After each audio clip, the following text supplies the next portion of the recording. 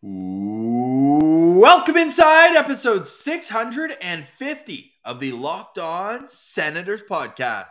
I'm Ross Levitan in the heart of our nation's capital in Ottawa, Ontario, alongside Brandon Piller up in the Blue Mountains, and we have some reasons for you why the Ottawa Senators are still looking for their first win. Ross, not a problem in Belleville, though. The Belleville Sens are a perfect 2-0 with 2 victories up against the Laval Rocket. And as we do every Monday, we'll take a trip around the world of Sens Prospects. This is the Locked On Senators podcast. It's your team every day. Locked On Senators, your daily podcast on the Ottawa Senators. Part of the Locked On Podcast Network. Your team every day. Thank you for making Locked On Senators your first listen on this Monday, October 17th. We are free and available on all platforms, including on YouTube, where the best way you can help the show grow is to like every video by clicking the thumbs up, subscribing to the Locked On Senators channel, and leave a comment below. We talked about the panic button being put away lock and key on Friday. A loss to the Leafs can always change everything, but Pilsy, where are you at now with 48 hours to digest that 3-2 loss in the final minute? The panic button is still well tucked away. It's under old files, like it's collecting dust. There's no reason to panic at all. For everyone on Twitter that's calling for DJ Smith's head, let's just relax a little here, because I think it would be different, Ross, if we're looking at 2 losses where the Sens are getting blown out. There's no positives. Goaltending's terrible. Jake Sanderson isn't adjusting. Like, if all those things are true, then maybe we start looking at the panic button. But really, and DJ Smith said it, and it's kind of a rough quote to have, but 2 good road losses. Like, those were 2 good games. There's no reason why Sens fans need to be freaking out. There's a lot of new pieces on this team. It might take some time to figure it out. And although I'm very disappointed with the back-to-back losses, no panic. Come on. Yeah, I mean, you could tell that in the postcast on Saturday. It was you and Brendan. I had a wedding to go to. I watched the game yesterday, and I think it was easier for me to analyze the game after already seeing all, the quotes coming out on Twitter and the highlights and all that, and then going back and watching it step by step. And you look at it, and I feel like one of the things that's overblown, everyone's talking about DJ Smith having this dump and chase style offense. I didn't notice it as like an overwhelming fact. Every team dumps and chases it, especially at the end of a shift where you want to get guys off, fresh legs on. It's not always a strategy to score a goal 5 seconds later. Sometimes it's playing the long game. And when you're up there against 34-16 on the blue and white team, you probably just want to have your shifts even as often as you can and then take your chances with the rest of the lineup. But I didn't notice like an abundance of dump and chase play. Did you in that game? Well, I think the reason it seemed that way, Ross, is because the Leafs, you got to give them credit, they hemmed the Sens in their own zone a lot. That led to long shifts, and then, like you mentioned, when you're at a long shift and you finally get the puck, the last thing you're going to do is try to set up in the O-zone because you're absolutely tired, and then probably you're going to turn it over, and then you've got another 30 seconds of your shift. So I think it just seemed that way because when the Sens finally got the puck, you're like, okay, they're going to build something.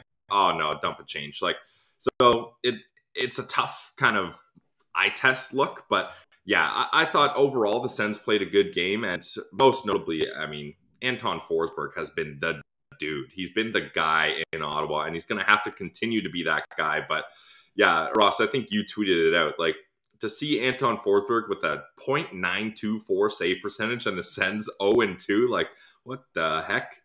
Yeah, it's that pesky empty net. Can't stop a beach ball, eh? 2 goals against on 2 shots there on Thursday. But really, These are 2 1-goal losses, both to the hands of divisional opponents. And I understand the frustration too, because we can tell people to pump the brakes on 2 losses out of an 82-game season. But it's the same story that we've seen before, where the Senators have struggles getting out of the gate. And then you look at maybe we reverse the curse. Steven Sens had a great tweet where obviously it's a coping mechanism. He was the first to admit it. But, the last couple of years have started out with a win against the Toronto Maple Leafs, and then it all falls apart. So could we be breaking the curse here as the Senators come home to face the Boston Bruins on Canadian Tire Center ice tomorrow night, Tuesday. I've already got my boots on the ground. Pilsy is on his way as you're listening to this after we finish an early morning recording. It's currently 8:30 Eastern time, and now we're both in the same time zone. Isn't that nice, Ross? Isn't Same it time nice? zones. Yeah, that's great. And I'm fired up. I love Pilsy's pilgrimage to Ottawa is always a blast. I'm going to be there for a couple days. We're going to meet up with the Martian, and then we got a big day tomorrow. And that's the thing. Like, yes, sure, the Sens are down 0-2, but it's like the old saying goes in the playoffs, Ross.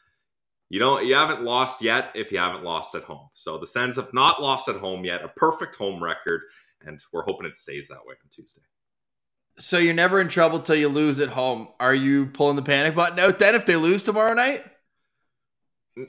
I don't think, no, not quite yet. I mean, the concern will have grown, but the panic button will still be tucked away. 'Cause, like, that's the beauty of the NHL. 82 games is a damn long season. For 3 games, and Ian Mendez checked his article out in The Athletic. He likened it to being like, if you're running a marathon and maybe you don't have the best first mile, you're still good. Like, you're still, you can figure things out. That. Yeah, that speaks to you, eh? Yeah, big marathon guy over here. Yeah, definitely. Well, I can definitely understand and relate to having a bad mile, because that's about as far as these legs go. Hey, shout out to our recent guest, Kyle Bukauskas, ran the half marathon in Toronto this weekend. So stick taps to him. Better man than us. Actually, I shouldn't sell myself short. I ran that half marathon in 2017. Not a big deal. So maybe I need to do it again, because the Senators haven't done anything in between. I got to get that juju back, because obviously it worked back in 2017. But to get back to some reasons why the Senators haven't been able to get that win. And again, it's a game of inches, but the frustration is understandable from Sens fans after the summer they have, right? There's all these expectations. You want to see it come to fruition right away. But before we get to those reasons why the Senators haven't been able to win, I want to lead into this next segment with some positivity. The power play scored a goal. Yes. That was a problem on Thursday night. The 5-on-3 didn't convert on Thursday. They weren't able to get anything going. 0 for 4 on the power play. They get one. They've scored first in both games, Pilsy. Yeah, which is pretty rare for the Sens. It seems like they kind of always started on their heels there. And that's the thing. Like, the power play, it did look better. You got that Giroux-Pinto connection that we saw clicking before the season started. And Pinto, I mean, what can you say? This guy's shot is just absolutely unreal. I wouldn't mind seeing a little bit more of Pinto as games go on. One of the things I noticed that really kind of hindered the Ottawa Senators, and maybe you noticed this watching the first half of the game, Ross, is they lost a lot of face-offs in the first half of that game. Like, the broadcasters were mentioning, at one point, the Sens were 29% in the face-off dot. They end up bouncing back and going to 51%. But when you start off the game that terrible, you're going to be on your heels and you're going to be tired, especially when you're up against a high offense team like the Leafs. Yeah, it was 16-8 face-offs in favor of Toronto in the first period. So talk about getting puck possession. And it was bad. Some will point to Ottawa having 53 hits, but to me, that just means they never had the puck in this game. Yeah, I mean, that's kind of the spin zone of getting a lot of hits, but I do like playing a physical game up against a team like the Leafs, like that. You're not going to out-talent that top 6, unfortunately, but you can outwork them, or try to at least, and I think that was the mentality there. Another positive, Austin Matthews, the all-time goals per game leader against Ottawa, had nothing. So you're able to keep him off the score sheet. There's another positive. And Claude Giroux gets his first goal as an Ottawa Senator. Not only that, he gets an assist on Pinto's goal, which was also assisted by Jake Sanderson, his first NHL point. So stick taps to Sanderson. His dad's in attendance. His mom's going to be in town for the home opener as well. So great start to the career of Jake Sanderson. You saw a couple rookie plays where he kind of got rid of the puck behind his net a little too quick and was quick to kind of rely on Travis Hamonic, whereas I think I want Sanderson being the guy skating that puck out of the zone more often than not. But I think he's going to learn. I think he's going to get better and better each and every game. But you're seeing the skills, like the open ice skills for this guy and the skating and everything. Like those are some positives for me here after the first couple of games, is seeing Sanderson play well. Giroux coming in clutch with that game-tying goal with 5 minutes remaining. And now it's just a matter of closing it because this is a team, like we said, they've had leads in both games, but they've only scored 3 goals in 2 games. And that, to me, was like one of the lowest expected problems. Talk about expected goals. How about expected problems? I didn't see this team having trouble lighting the lamp. Yeah, me neither. I don't think anyone did. But again, that's a lot of off-season hype. It takes time for teams and players to click. And I kind of like what you mentioned about Jake Sanderson, but that's why Travis Hamonic is his partner for those moments where, hey, this is a little bit too much for me. I need to lean on you here. I need to have a veteran guy that doesn't mind kind of shouldering some of the weight here and there. And I think Hamonic has been decent. Apart from that Sabres goal where I think it was Cousins and Peterka, they kind of... the give and go. The give and go. But you got to tip your hat. That was a nice play. It wasn't like they took advantage of poor defensive breakdowns and that's how they scored. So overall, that's been a decent pair. Much better than Chabot and Zub. Absolutely. All right, let's get into some reasons why the Ottawa Senators still are looking for their first win. We're also going to touch on a big weekend for Senators prospects from Ottawa all the way over to Sweden and in between. But first, Pills, you got a word from one of our friends at Simply Safe. Simply Safe, yes, the numbers don't lie. In the last decade, over 4 million, that's million people have chosen Simply Safe Home Security to protect their home. You don't just earn that trust by a stroke of luck. It's because you're doing something right. At Simply Safe, your safety is simply the only thing that matters. They protect you with cutting-edge security technology powered by 24/7 professional monitoring agents who always have your back. Simply Safe blankets your home in protection with advanced sensors for every room, podcast studio, bedrooms, kitchen, living room, wherever. They got it, and all windows and doors, so you're safe. HD security cameras for inside and outside, and smarter ways to detect motion that only alert you when a threat is real. The monitoring experts use proprietary advanced response technology to visually confirm when a break-in is real, so you get the highest priority police dispatch when you need it most. Customize the perfect system for your home just a few minutes at simplysafe.com/lockedonnhl. Save 20% on your Simply Safe security system when you sign up for interactive monitoring plan and get your first month free. Visit simplysafe.com/lockedonnhl to learn more. There's no safe like Simply Safe. All right, Pillsy. So the Ottawa Senators, 0-2-0, are going to be taking on the Boston Bruins, who are 2-0 on this young NHL season tomorrow night down at the Canadian Tire Center. If you are interested in joining us before the game for a pint, a hello, a bite, whatever, we're going to be at Stanley's Bar and Grill, second floor of the Sensplex from 4 o'clock to 6 o'clock when we start making the pilgrimage down to the CTC. Hit the beer tents on the way. Get up into section 303. We want to see as many Sens Central citizens as we can there, and we cannot wait. There's no ticket required. You just come in with a great attitude. Sens jerseys, of course, preferred. We had one Habs fan last year. That's all right, though. I'm just happy it's not against Toronto or Montreal this game. It'll be a fun atmosphere. I got nervous, though, Pillsy. I got nervous. I saw Brad Marchand was pushing himself in practice yesterday, but he's on LTIR at the start of the season, which means he has to miss the first 10 games. So we will not get a surprise appearance from Brad Marchand tomorrow night. Thank God. And yeah, we'll get into tomorrow's game on tomorrow's episode a little bit more, but there are a lot of key injuries to that Boston Bruins lineup. So Buffalo looked like a nice matchup to get a W. Didn't happen. The Leafs, the Senators, like we mentioned, they usually beat them the first game of the year. Didn't happen. So the Sens have to be able to take advantage of a weak Boston Bruins team. They're hibernating. The Bruins are hibernating right now.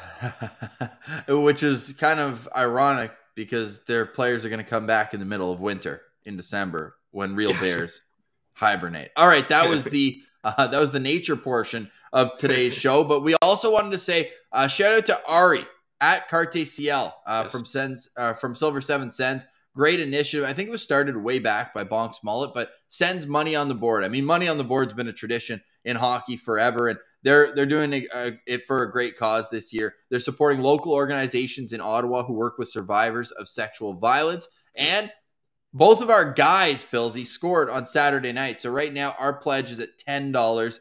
We were going to do $5 for each of our guys that we discussed last Friday's show. We drafted our dudes for this year, guys who we're following closely and want to have big years. So we had $5 on that. We also had $67 pledge on the Leafs to blow a multi-goal third period lead. So you know what? That'll happen eventually during the season. We'll put that money on the board every time they play the Leafs. But you can go over to their website, go to Ari's Twitter account at CarteCL, and you can see the form. I believe, yes, we did tweet it out from Sens Central as well. So you can check that out. Pledge something fun, whether it's a goals or whatever you want to have for tomorrow's game against the Boston Bruins. That's available to you. You can fill out the form there. Just want to give a little shout out to good people doing good work in the Sens community. We can't wait to be with 18,000 of our friends in the Sens community tomorrow night at the home opener. But Pillsy, what's it going to take to get a win? Like, what do you want to see that they haven't been able to do in the first couple games tomorrow night? I think we need a little bit more out of a couple players, and I'm going to start with that top D pair. Like, in the offseason, when it was made clear that Artem Zub was going to be paired with Thomas Chabot, the thinking, at least from the fan perspective, was, okay, we're going to load up that top pair so that they can go up against any other top units, and Thomas Chabot doesn't have to kind of pick up the slack of a weaker defense partner. So that Thomas Chabot doesn't need to play 27, 28 minutes a night. Guess what? And that's just the thing. It hasn't worked. And actually, not even arguably, statistically, those two have been the worst pair. Like, their Corsi, I think I still have it up here if I do. Yeah, I think I got it. Well, I'll tell you in the meantime that Chabot played 27 minutes on Saturday night. Yeah, and normally he's comfortable with that, which should be fine. But playing with Zub, they played 18 minutes, 46 seconds. The Corsi percentage was 30%. You want that well over 50%. So 30% is not going to cut it up against other teams' top lines and top units. So that I would say that's easily the number one glaring issue, is when you load up your top D pair and they not even don't have success but are actually bad. It's going to be tough to stay in games.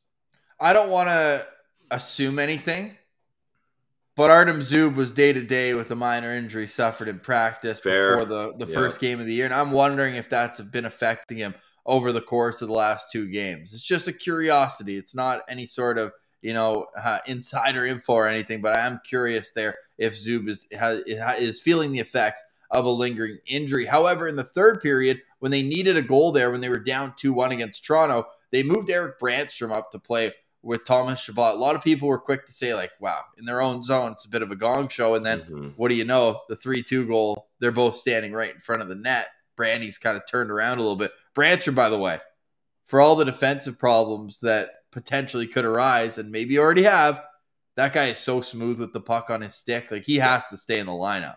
Oh, absolutely. Yeah, there's no question for me. Yes, stay in the lineup. Now, I like the idea of pairing Chabot and Brandstrom when you absolutely need a goal, but the issue is it's like putting all your eggs in an offensive basket and just hoping the defensive basket doesn't have any holes in it, because it's a yin and yang. Yeah, two yings, not always great. So that's the thing. Like, that cannot be a set in stone D pair. It has to be a situational D pair. Like, maybe you try to use that for offensive zone draws, or even maybe like when it's in the neutral zone closer to the opponent's end of the ice. Like, I think on the Sens half of the center ice, you don't put those two together. Yes. Okay. So we talked about the top D pair, and I think that's very valid. I think that in their defensive zone, the structure is killing me. Like, they're playing man-to-man at times, and guys are getting crossed up. Like, just switch. They're going to be able to stay in their formation so much easier. Like, especially behind the net, Ross? I've noticed when the opponents go behind the net, the switching has not been good. And on the Leafs game-winning goal, when they switched it up top, when I think Hall was the guy who jumped down on the left side, and like Pinto just, like, all he had to do was stay there, and then Joseph or whoever was on the right could have just stayed. But instead, they tried to like follow each other's guy, and they get crossed up, and then it just creates these seams. Happened in game one as well. Was it Darlene who came down Broadway for that goal? They got turned around, and all of a sudden it just leaves this pocket of open ice in the middle of their defensive zone. And next thing you know, bingo, bango, bongo, it's in the back of the net. And I'm just wondering if we can straighten out the defense by doing less. It's like that scene from Forgetting Sarah Marshall where Paul Rudd's teaching Jason Segel how to surf. He's like, do less, man. Less is more. Less is more. No, you're doing too much. Stop doing too much. Just let the play come to you. Stop trying to chase it, because when they're chasing it, they're getting out of position, and it's a bit of a mess at times. I wonder, though, and maybe you can pick up on this, do you think that could be a part of getting hemmed in their zone? Because that's been an issue the last couple of games as well, where you're gassed a little bit, and then you start running around saying, I got to get this puck. I got to get it out. I got to. And then you try to do too much. Do less. Yeah, that's definitely a thing. And Ross, that is my life motto, do less. So I'm glad you brought that up. But I think the issue too is, and again, shout out Ian Mendez mentioned this in his article, but both the winning goals were scored by defensemen joining the rush and coming in and almost being a fourth forward. If the Senators are going to struggle with that, they're going to struggle all season long, because in today's NHL, that is a key part of generating offense, is having offensive defensemen that know how to time a pinch and that are comfortable staying there. Like Justin Hall, his goal, he joins the rush on the side and then heads to the net, and it's kind of a bang-bang play. But Dahlin, he joins the rush and then he parks himself out front. So he's like, I'm not worried about getting back to my post at the blue line. I'm hanging out here. And I think the Sens weren't really ready for that. They kind of expected him to go back to his normal spot. So yeah. I think that's where the Sens need to focus on, is knowing and learning how to properly guard up against when a defenseman decides to join the rush, and not letting that mess you up. Be like, wait, but now my guy's at the point. Do I go here? Do I cover the defenseman? Like, kind of like what you're saying, the switching wasn't really working there. You kind of got to go to zone defense a little bit. So that's what they got to work on, I think, mostly. Yeah, so I'm looking at it right now, and Marner is the guy with the puck who's walking up towards Hull, and Hull comes back beyond, and Pinto follows Marner with the puck all the way to the top and almost bumps into Drake Batherson, who's then kind of lost, and now Hull has all this area to work with the puck down low, and it's just like, that's such an unnecessary play, where if you just stay in your kind of zone defense, almost like a basketball type defense, let the play come to you and then defend it. And just kind of defend the house. And then you look, I mean, the Leafs, there's a funny clip after Giroux scored. There's 5 Leafs like in the crease, basically. I'm not saying collapse like that, but just stay in your positional areas and don't chase. And I think that the Senators could have some more success, because the Bruins are going to bring speed with them. David Pastrnak is off to an unbelievable start. And then you have guys like Taylor Hall and Patrice Bergeron, guys who can beat you in many different ways. So there's going to be a tough test tomorrow. And I wonder if there's going to be a bit of a nervous energy in the building as well. One thing I'll say, and the New Jersey Devils did their introductions for their home opener last night. Yeah. And Lindy Ruff got booed. Don't bring that energy to the CTC tomorrow night, especially before the game. I want DJ to get a standing ovation. I actually want everyone to chant, "We loved you on LOSP" at DJ Smith. That's gonna be what we yell at him, so that we get some more, and that either he comes back or we can continue bringing you coverage from inside the team. But no, in all seriousness, I want a big ovation for everyone, including Derek Brassard, who I think should be in the lineup tomorrow night. What do you think about that? And if so, who should he come in for? Yeah, I don't mind the play of getting Derek Brassard in here. When you lose 2 games like that by, again, essentially 1 goal, it's good to get some veteran presence in, and it's good to get a guy in that has a little bit more of an offensive punch. Who to take out, I'm not really sure. I guess you would probably go Casti and just have Brassard center that 4th line, but I like Casti's game. Yeah, I would take out Parker Kelly, and it's for fair. No more reason than the fact that, like, okay, the rebuild is over. You need to have, not responsibility, I'm missing the word, but like, there has to be a reaction to a bad play. You can't take that penalty that Parker Kelly took with under 5 minutes left. There has to be repercussions, is the word that I'm looking for. And you just can't have that from a 4th line shift. And say what you want. Should the 4th line have been out there with 3 minutes left in a tie game? That's a conversation that if you want to have it, I'm willing to. But I think all in all, like if you take the penalty, it costs you. You got to sit when you're a fourth line guy. Like I would put in, and I put in a little bit of a Galaxy Brain lineup on Twitter at Sens Central yesterday, where I had Pinto in between DeBrincat and Giroux just because I liked them so much on the power play. I wonder what it would look like at even strength. But then all of a sudden, people are getting after me because Timmy's on the third line. But I think that's more just balancing your scoring. I had Batherson down there too. I put Joseph up with Norris and Tkachuk because not because he deserves it. I actually don't think Joseph's been very good in either of the games. Agreed. He was the guy, you talked about that Peterka give and go. He's the guy that loses the battle to start that whole rush. But he played so well with Norris and Tkachuk last year. It's almost like, hey, instead of a punishment for him, where it's like, Parker Kelly's kind of led directly to the game-winning goal, whereas with Joseph, it's like, okay, what can I do to get this guy going, make him feel good about his game? I think that could work, but I've stopped that. Because I'm understanding that you have to give these guys some time to develop chemistry. But what I will do, because that third line ain't working at 5-on-5. I put Mott down in Parker Kelly's spot. So Mott, Kaslik, Watson, your fourth line. And then I'm inserting Brassard at left wing beside Pinto and Joseph. I want to see how that would look.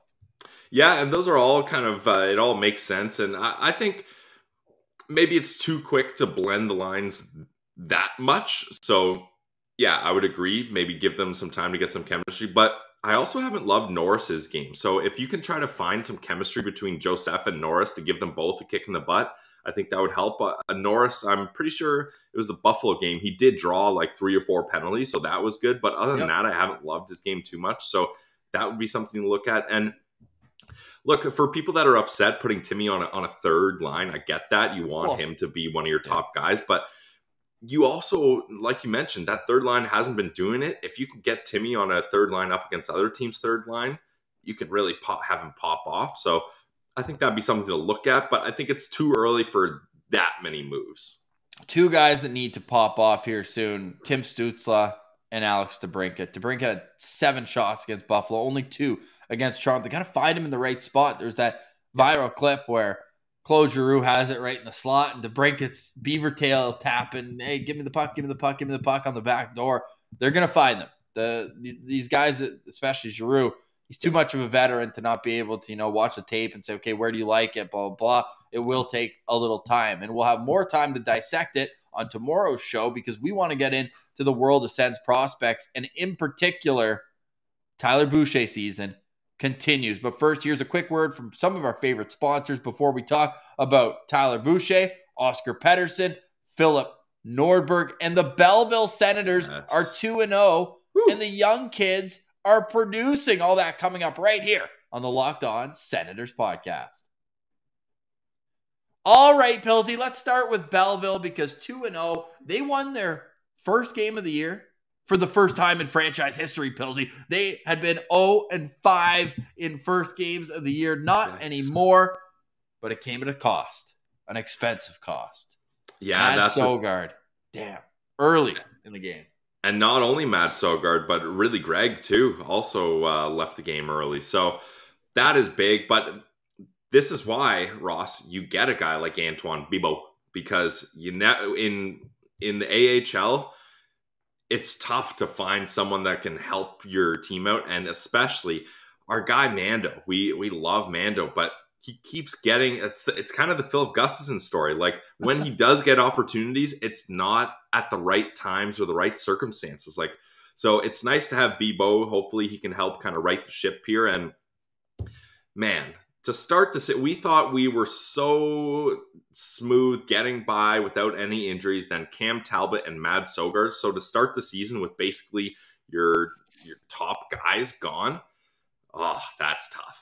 Yes, it is. Also tough is watching a 4-1 lead slip away like Belleville did in the first game of those two, but they're able to battle back in overtime. What a shot from Rourke Chartier to get Belleville the win in that game. Victor Lodin scored a highlight reel goal if we're going to get into the prospect games with that. Roby had his one-timer patented on the power play.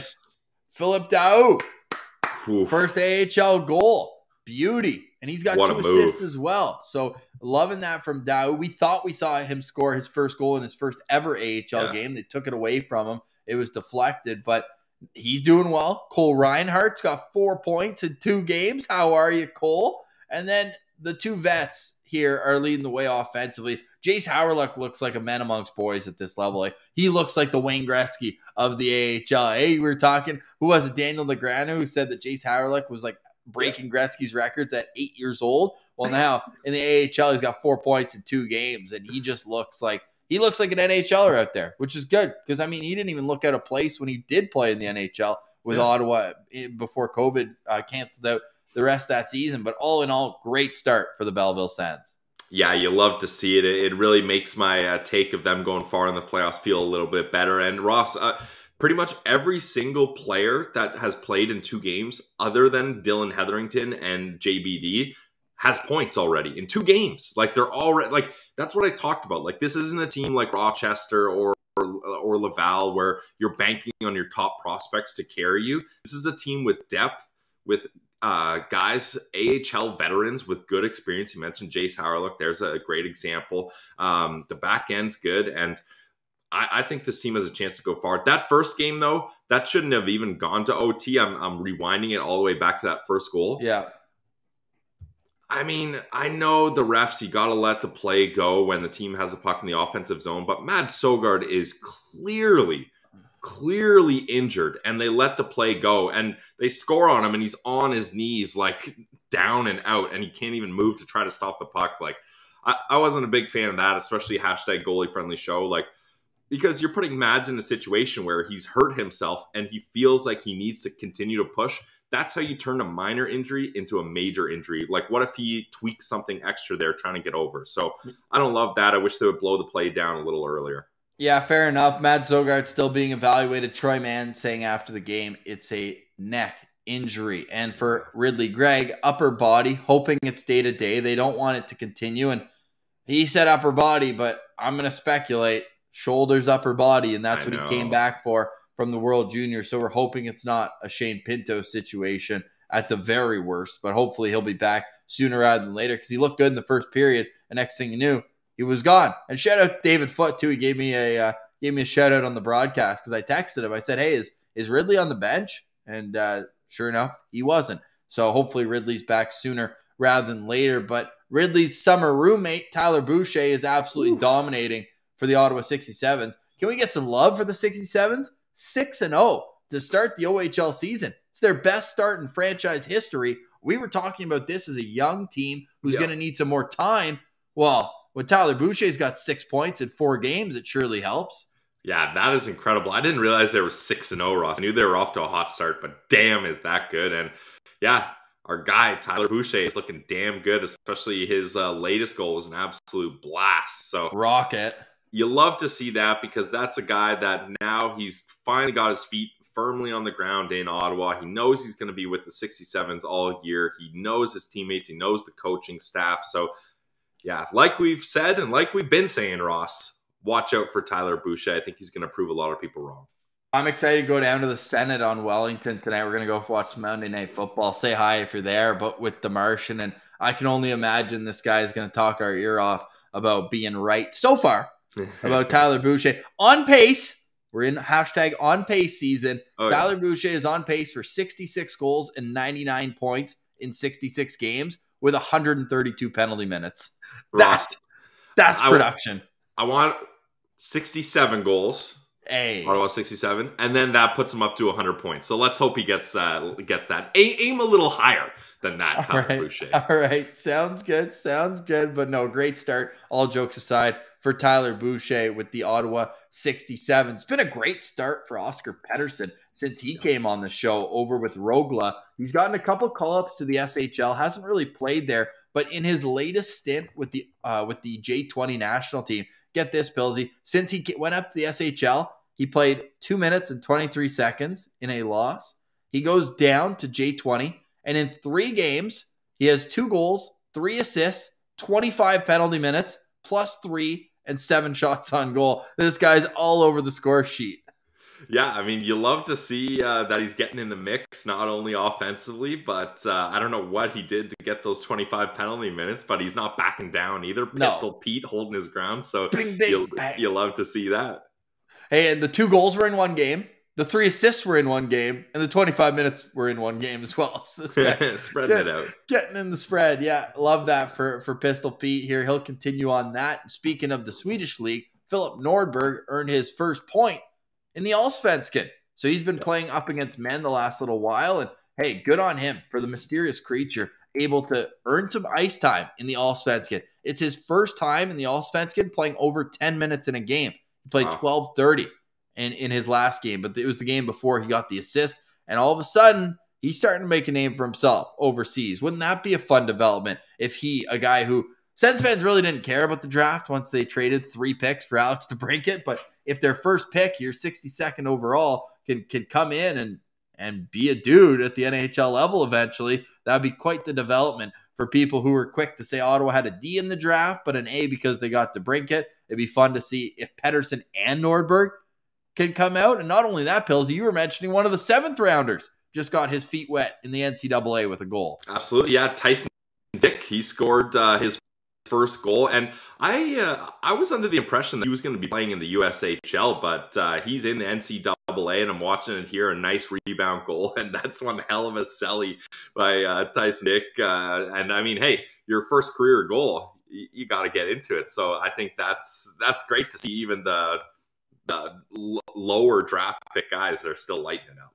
Yes, Stephen Halliday, our boy, the disher himself, 4 assists and a goal in 6 games for him, but nothing this past weekend against the University of Connecticut. It was a 0-0 tie, and then they lost 6-1. Tyler Kleven's been quiet offensively, which is too bad. They actually lost to Quinnipiac, a team that's on the rise in NCAA. They won in a shootout on Friday, and then Nodak lost on Saturday. And it was so disheartening to see, because we talked about Dylan James going into the draft process. I mean, he went a little higher than we expected. He was 40th overall. We were like, oh, he's like a guy we could reach at 62 and get. He went higher, but now Detroit has 2 prospects on Nodak, and we have 1. I was like, this stinks. Damn, that is tough. But yes, Tyler Kleven, he did do what he does well, though, Ross. Game-high 6 hits. Oh, yeah. Nothing new. Nothing new. -5 in his last 2 games, though. We got to clean that up. Yeah. We got to clean it up. I'll use the spin zone. The plus-minus is a bad stat. In this scenario, what are we doing looking at plus-minuses? What a garbage stat. What is this thing? Yeah. Well, hey, I'm going to North Dakota next month. I just got the time off work or the weekend off. Denver, North Dakota. Fired up for that. So I'll have boots on the ground for a scouting trip there for Tyler Kleven. Any other prospects we missed, Pillsy? Because that's a heck of a weekend there for Boucher, Pettersson, and Nordberg. Yeah, I think that's it, because the last... Zach Ossipchuk picked up his first assist in his first WHL game, as I'm looking through at Sens Prospects. So Ossipchuk, don't forget about that guy. Like, I think he's going to have another big year, and he was the Ridley Gregg of last season, where Troy Mann was vouching, saying, hey, we got to figure out something where these kids in the CHL, they don't have to play NHL. They can play in the AHL. There's got to be a couple exceptions for guys that are ready. And Zach Ossipchuk, I believe, could play in the AHL this season, but not the case. So he's going to light it up over in Vancouver. Yes, it's going to be exciting. It's so unfortunate that both Lodin and Ossipchuk couldn't play in preseason action for Ottawa, because you wanted to kind of get a sense of where they were, especially Lodin, 23 years old. You're like, okay, are you ready to take the step? So he had a beauty goal, though, in that game. He seems ready, in Laval. So we're excited for that. We're also excited to be in the same room tomorrow, Pillsy. We've got our microphones on order for when we get back. Going to have some nice new sound on this. The board will be rocking, but we're going to use it tomorrow and be in the same room here for tomorrow's Locked On Senators. It'll be a game day edition. Fired up to get down to the CTC. Again, Stanley's Bar and Grill, 4 to 6 p.m. No tickets required. Just show up and come with the mindset of having a great time. There's nothing wrong with a few bevies before the game. Then we'll walk over, get the CTC pumping tomorrow night. I cannot wait. Oh, it's going to be an absolute blast. It's still kind of hitting me that this is happening, because last time we did the meetup, it's great, but now this is like, it seems like it's tenfold, and it's the home opener. The Sens don't have a win yet. There's a lot of anticipation for this game, and I think it's going to be an absolute blast. Can't wait to hit the road and head to beautiful Ottawa. All right, we'll see you soon, Pillsy. For any final thoughts, we always finish the show off with that. Final thoughts, check out our merch store, guys, if you haven't already. Hey. We got the merch. It's live and running. We had a lot of nice notes from people posting their confirmed orders. We really appreciate that. That's a good way to support the show. And, hey, it's nice merch. Like, I got to be honest. Like, it's good stuff. Thanks to our friends over at Gator for hooking us up. And, yeah, check out the website. See if you can warm yourself up with a nice Sens Central hoodie. And thank you so much for listening to today's show. For Brandon Piller, I'm Ross Levitan. This has been the Locked On Senators podcast. It's your team every day.